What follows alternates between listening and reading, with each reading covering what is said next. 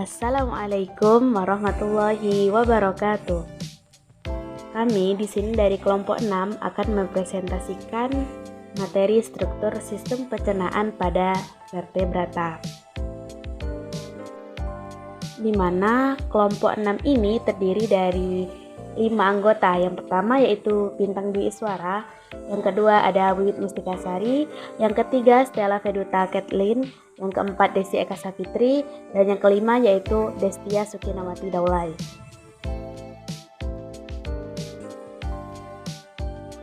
Pada materi ini yang kita bahas itu ada 5. Yang pertama yaitu sistem pencernaan pada Pisces, yang kedua amfibi, yang ketiga reptil, yang keempat aves, dan yang kelima mamalia.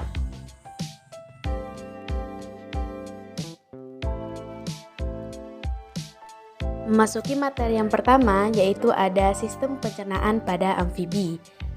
Traktus digestivus pada amfibi terbagi atas 4 zona, yaitu yang pertama zona ingresif, yaitu mengambil dan memasukkan makanan. Yang kedua yaitu zona progresif, yaitu mendorong makanan serta memulai mengubahnya. Yang ketiga yaitu zona degresif, yaitu berlangsung proses kimia, seleksi dan absorpsi. Yang keempat yaitu zona engresif, yaitu melepaskan sisa makanan.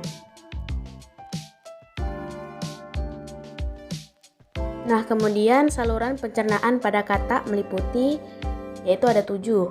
Yang pertama yaitu rongga mulut. Terdapat gigi berbentuk kerucut untuk memegang mangsa dan lidah untuk menangkap mangsa. Yang kedua yaitu esofagus, yaitu berupa saluran pendek.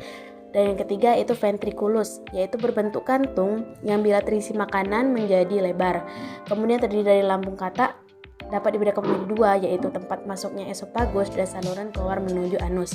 Yang keempat yaitu intestinum atau usus, yaitu dapat dibedakan atas usus halus dan usus tebal.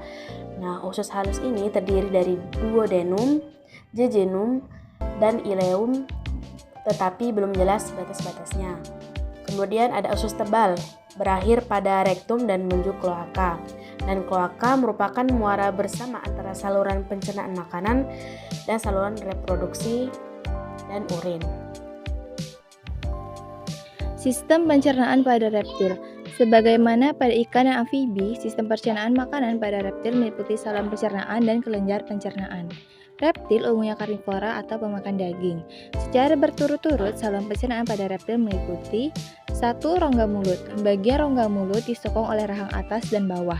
Masing-masing memiliki deretan gigi yang berbentuk kerucut. Gigi menempel pada gusi dan sedikit melengkung ke arah rongga mulut. Pada rongga mulut juga terdapat lidah yang melekat pada tulang lidah dengan ujung bercabang 2. Kedua, ada esofagus atau kerongkongan. Ketiga, ada ventriculus atau lambung. Dan yang terakhir ada intestinum, terdiri atas usus halus dan usus tebal yang bermuara pada anus. Kelenjar pencernaan pada reptil meliputi hati, kantung empedu, dan pankreas. Hati pada reptil memiliki 2 lobus, gelambir dan yang berwarna kemerahan. Kantung empedu terletak pada tepi sebelah kanan hati. Pankreas berada di antara lambung dan duodenum, berbentuk pipih kekuning-kuningan.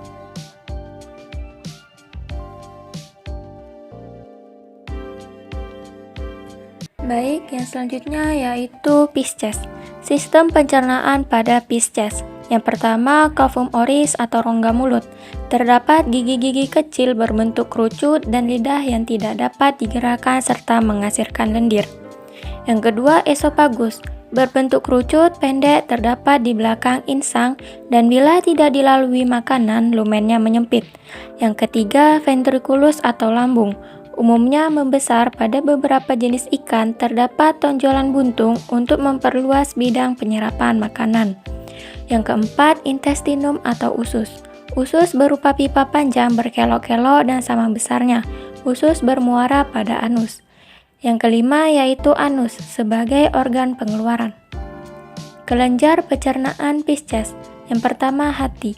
Kelenjar berukuran besar berwarna merah kecoklatan, terbagi atas lobus kanan dan kiri, serta bagian yang menuju ke arah punggung menghasilkan empedu berbentuk bulat dan berwarna kehijauan.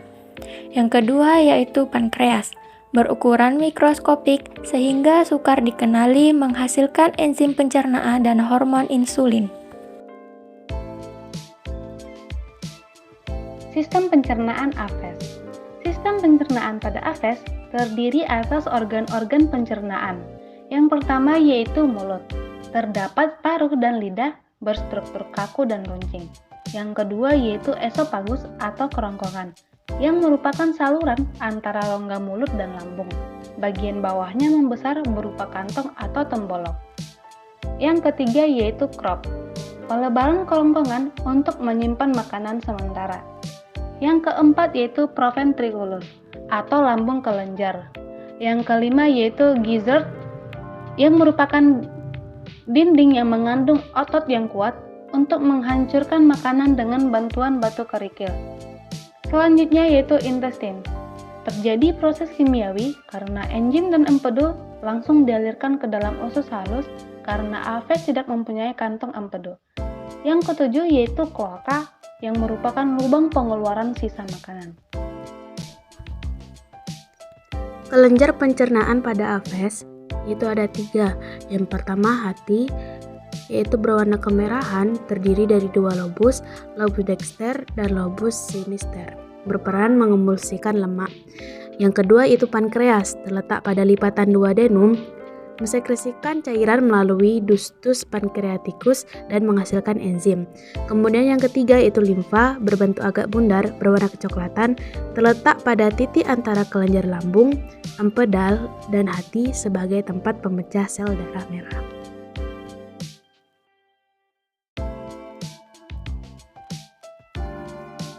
Sistem pencernaan mamalia.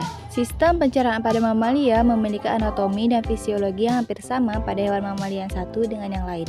Saluran pencernaan pada mamalia yaitu A. Mulut. Di dalam mulut terdapat saliva yang merupakan cairan kompleks yang diproduksi oleh kelenjar khusus dan disebarkan ke dalam kavitas oral. B. Ada esofagus. Yang C ada lambung, yang terdiri atas rumen yang merupakan bagian saluran pencernaan vital, retikulum yang disebut sebagai perut jalang yang berfungsi sebagai penahan partikel, omasum yang disebut sebagai perut buku, obamasum yang disebut sebagai perut sejati. D. Usus halus atau intestinum tenue, yang berfungsi sebagai pencernaan enzimatis dan absorpsi. Yang E ada sekum dan kolon. Proses pencernaan pada mamalia dibagi menjadi 3, yaitu pencernaan mekanik yang terjadi dalam mulut, pencernaan hidrolitik yang disebabkan oleh enzim mamalia tersebut, kemudian pencernaan fermentatif yang dilakukan oleh mikroorganisme. Itulah tadi presentasi dari kelompok kami. Kami ucapkan terima kasih dan sampai jumpa. Wassalamualaikum warahmatullahi wabarakatuh.